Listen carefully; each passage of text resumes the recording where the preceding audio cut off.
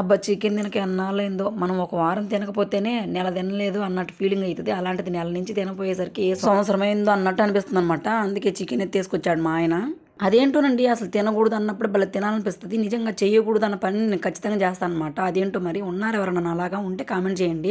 ఇంకా చాలా రోజులైంది కదా అని చెప్పేసి చికెన్‌ని వండుకోకుండా చికెన్ దమ్ బిర్యానీ చేసుకున్నాననమాట. ఇదైతే ఈజీగా ఎవ్వరైనా చేసుకోవచ్చు. అంటే వంట రాని వాళ్ళు కూడా. అంటే మనకు కూడా పెద్ద వంట రావు కదా! అందుకని చెప్పేసి నేను చేశాను కాబట్టి మీరు కూడా ఈజీగా చేసుకోవచ్చబ్బా! అందుకే చెప్తున్నాను. మాటల్లో పడి ప్రాసెస్ అయితే ముందుకైతే వచ్చేసింది. ప్రాసెస్ ఏంటంటే చికెన్ బాగా శుభ్రంగా కడుక్కొని దాంట్లో అన్ని రకాల మసాలాలైతే ఏసేసుకోండి.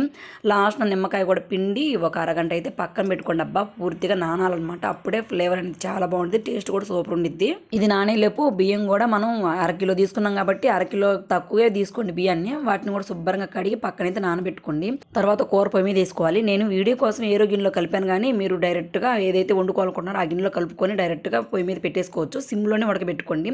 అలా 90% కూర ఉడికినాక బియ్యాన్ని కూడా ఎసురులో ఇలా వేసేసుకొని ఇది కూడా 90% ఉడకనిచ్చి ఇంకా పొంగు ఉంచుతాం కదా అట్లా వంచుకోకుండా ఈ బియ్యాన్ని తీసుకెళ్ళి ఆ కూర పైన వేసేసుకోవాలన్నమాట.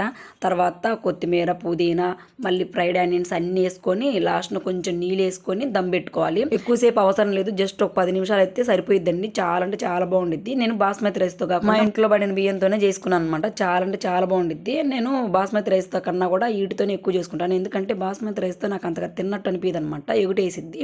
10 నిమిషాల తర్వాత చూడండి ఎంత కలర్ఫుల్గా ఉందో. నిజంగా సూపర్ అంటే సూపర్ ఉంది. ముక్క కూడా సూపర్గా ఉడికిందనమాట. ఒకసారి ట్రై చేయండి. వీడియో నచ్చితే మాత్రం లైక్ చేయండి. మన ఛానల్ అయితే సబ్స్క్రైబ్ చేసుకోండి అబ్బా. ఓకేనా? బాయ్ మరి.